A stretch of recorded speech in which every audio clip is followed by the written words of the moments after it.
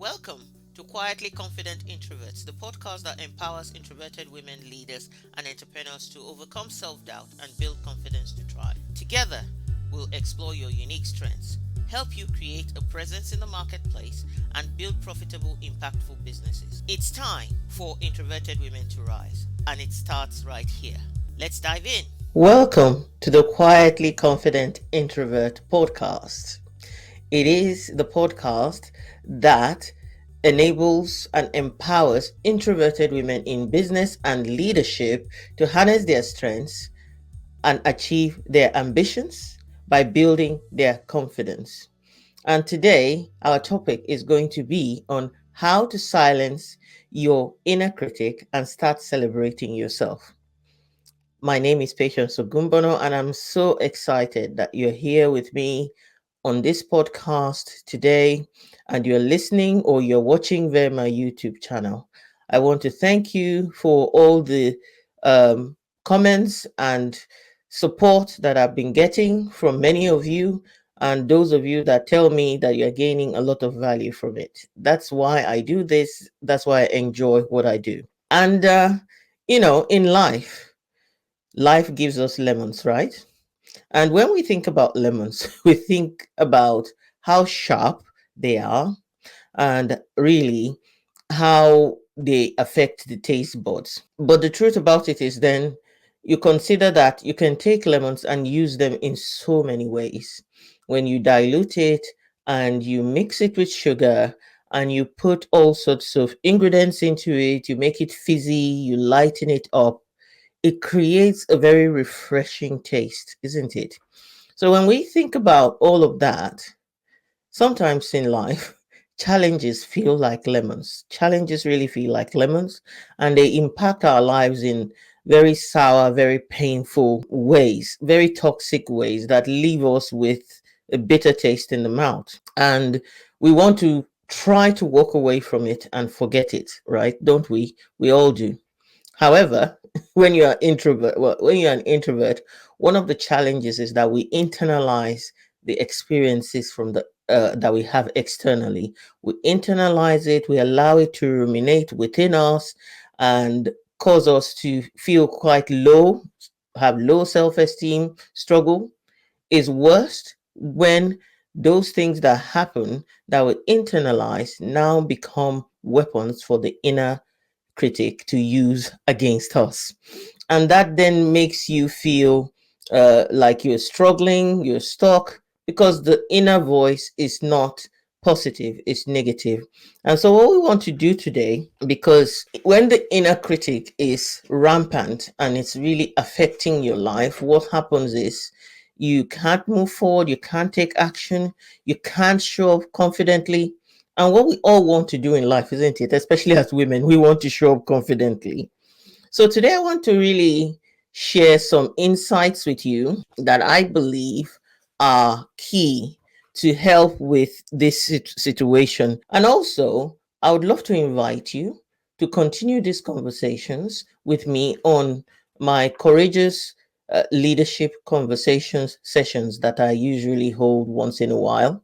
I plan to hold one on the 25th of July at 7 p.m. UK time. So we will not only just have a conversation, we will have a nice exercise that will look at the how. How do we turn the inner critic into the inner sage, and hopefully do some mini coaching to go alongside it. So if you want to come along for this, there'll be a link later that you can join. However, let's really start. Where do we want to start? We want to start by really looking at the terminologies because, being a coach, I'm so aware that many times we kind of like use all sorts of phrases, all sorts of things, and not everybody is aware of what this means. So I would love to share what it means, what inner critic means, and then also talk about another terminology that I use a lot, which is the inner sage. So, first and foremost, what's the inner critic? And let's look at that. So, the inner critic is actually a critical inner voice, which is talked about popularly in psychology and psychotherapy, and refers to a subpersonality that judges and demeans a person. So basically, it's a critical voice within. And according to an article in Psychology Today, self criticism is automatic, largely unconscious, psychological tendency that people occasionally engage in. So basically, the inner critic is this kind of phantom person within you, that voice within you. You recognize it very well, but it works in an automatic way and largely unconscious psychology, unconscious, and basically psychologically it has a tendency to constantly undermine you, drag you backwards, make you look at the negative side of yourself. Yeah.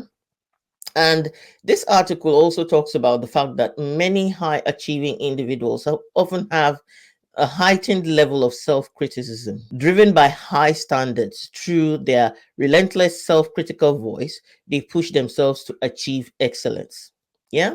So basically, when you think about it, the drive for excellence, I can identify very much with this. And I know a lot of high achieving women, highly driven, highly ambitious, people who want to make a difference in the world and have an impact in the world, even heart centered people, you know, go through this struggle a lot.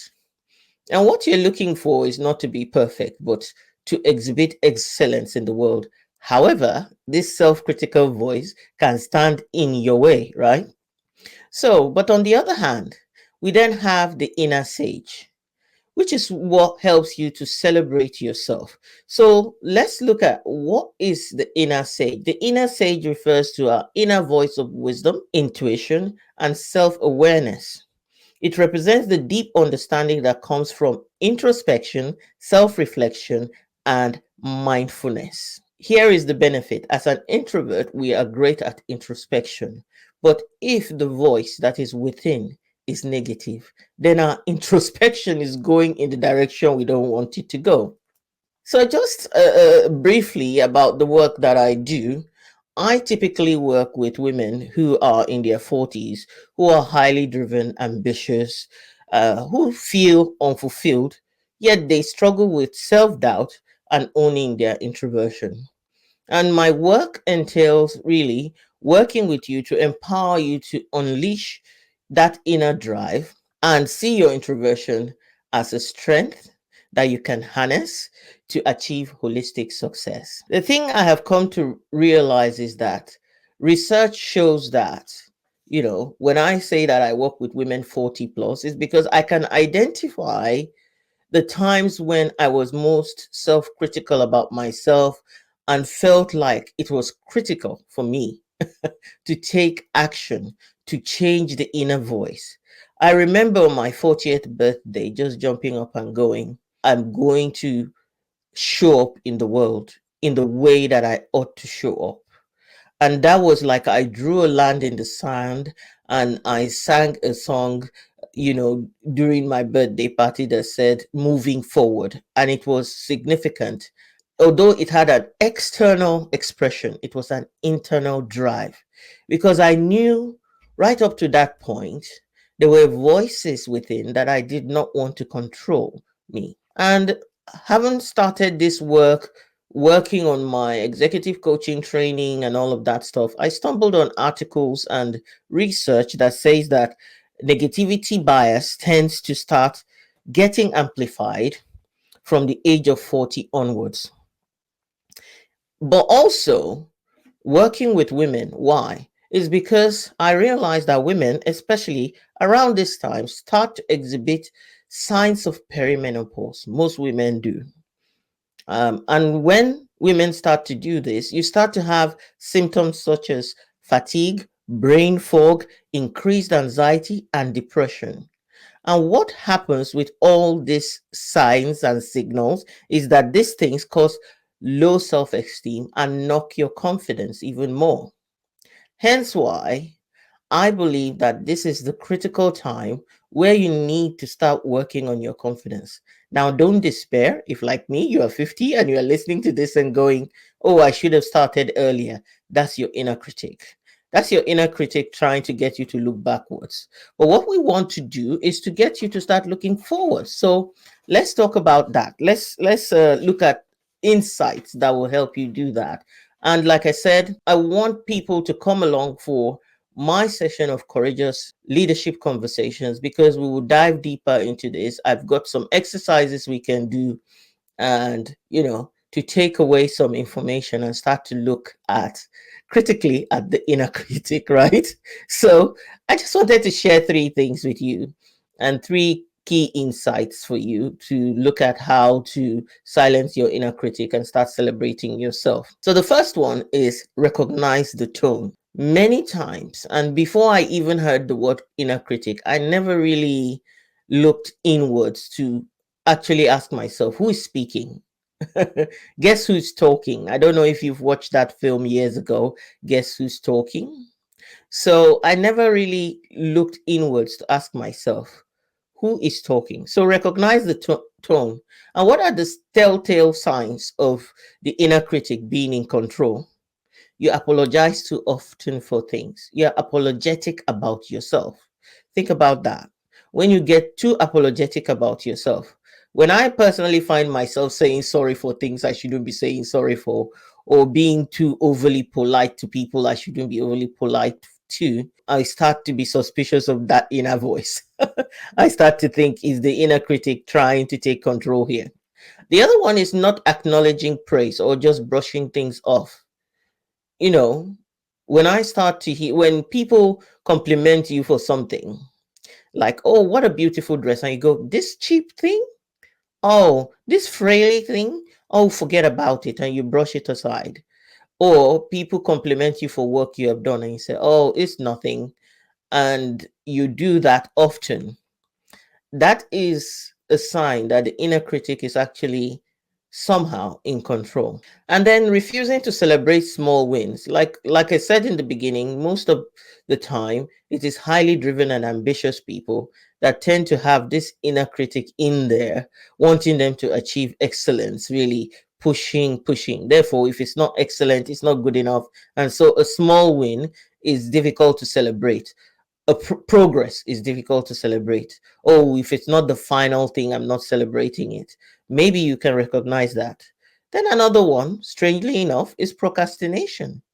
And procrastination tends to happen with people who are perfectionists, who feel like, okay, if it's not going to be excellent, then I'm not going to put in the effort. Again, the inner critic has been sending you messages of you're not good enough, you cannot do this well, or you haven't done it well in the past, all those things, and start reminding you of all the lemons, all the lemons that are evidence of things that you haven't done well. And you start procrastinating to take that next step, to do that next action that you need to do. Perhaps you can recognize. So, the first action that is required is to recognize the tone, recognize the voice that is speaking. The second one is actually to acknowledge it, because many times, it's like being in denial of the voice and trying to defend it. What I know is that a lot of ambitious women who feel like they want to change things, high achieving, ambitious women, and maybe they even struggle with low self esteem, then tend to work hard to hide it. Working hard to hide that low self-esteem rather than work hard to get rid of it. Work hard to hide it. And the truth about it is, when you defend things that seem like weaknesses, what happens is you get to keep them. You get to keep your weakness. What you don't want to do is to defend your weakness. What you want to do is to engage with your weakness to overcome it. Yeah, we all have weaknesses. The problem is when you're a perfectionist, when you're a high achiever, weaknesses seem so overwhelming and you struggle to accept that you're human and you can make mistakes. So when you want to, you have to acknowledge, you have to be willing to acknowledge that this inner critic is in charge and taking control and saying things to you within you that are not allowing you to really be your true self or to tap into your potential. And then what are you going to acknowledge as well? You acknowledge having an identity crisis. Now, speaking directly mainly to women who are 40 plus, like I've already said in the beginning, that negativity bias increases when you are 40 and begin to ask yourself, what have I achieved in life? What am I doing with my life? What purpose do I have? Are things fulfilling for me? You feel that discomfort.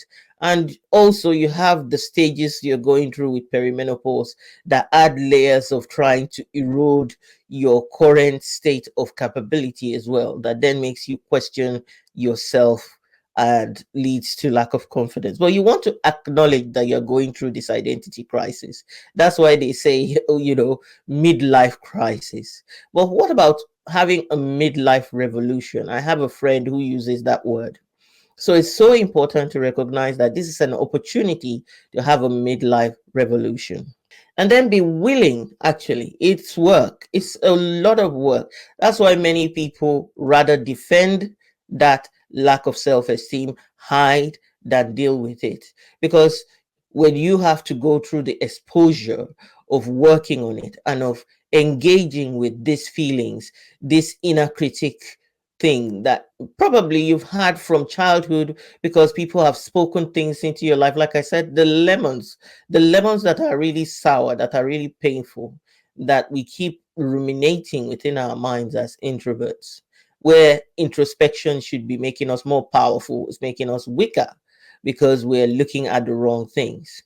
So basically, if you don't make the effort, which can be big effort, which can be a lot of effort, which can require humility, vulnerability, authenticity, all sorts of things that encourage, all sorts of things that you might not want to engage with.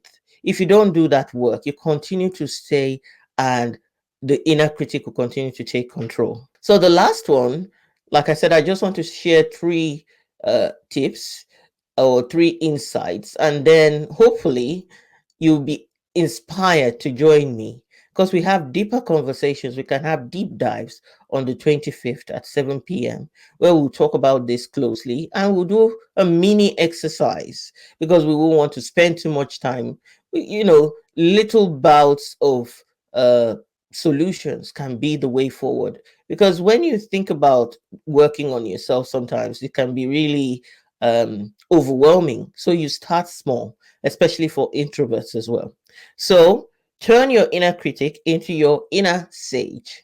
I defined what an inner sage is, isn't it? We said that the inner sage refers to that voice of wisdom, intuition, and self awareness, where you are actually challenging the inner critic. Is this actually true? Or are you just going to the past to dig up things that no longer are fact about me and wanting me to stay in the past, for example? So basically, you want to turn your inner critic into your inner sage. How do you do that? You do that by building and boosting your confidence, finding out what it takes to build and boost your confidence.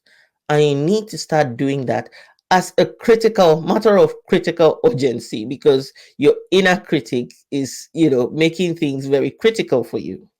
Then you want to get coaching to work on yourself and that inner voice. Why? Because, like I said in the beginning, the the article said that self-criticism is automatic and largely unconscious. Yeah. And because of that, many times we don't go deep enough for ourselves. But key questioning that coaching provides allows you to go deep, to do that inner work, to get rid of that inner criticism and begin to celebrate yourself. And then you develop habits to speak positively to yourself. As we all know, since self criticism and that inner voice is working with self criticism unconsciously, we know that it's also can also become a habit. And habits are autopilot, they are automatic. There are ways that our brain just reserves energy by just doing the same thing, rinsing and repeating it over. You want to press pause on that autopilot and begin to develop those positive habits that you need to develop to start to speak positively to yourself. You need to speak positively to yourself. And then we're going to look at, like I said, on the 25th, make sure you join me for courageous conversations, because there is a link in the comments that you can access that will allow you to join me. Because what I really want us to do is to dive deep, is to go deep into this topic and to get those tools that are needed. So, I hope that you found this session valuable and that you took some insights from it. If I can just recount the first one in terms of the insights, recognize the voice. Who is speaking? Who is that talking? And then acknowledge it. When you acknowledge it, the third is engage with transformation. Engage with transforming the inner critic into inner sage. So recognize the tone, acknowledge it, and engage with transforming your inner critic into your inner sage. So, to finish off, I just want to share, like we usually do, a quote. And this quote might not seem like it's it's relevant, but when I was preparing for this, I thought about how the quote is really relevant. And it says, "What is a weed? A plant whose virtues have never been discovered." That's by Ralph Waldo Emerson. Negative thoughts and critical voice are like weeds, and they're planted in your subconscious to stop you from realizing your potential and to stop you from realizing your virtues and discovering your brilliance, stop you from shining your light. Hence why this quote was relevant. Weeds are like plants whose virtues have never been discovered. And you don't want to be that person who is only defined by your professional achievements, by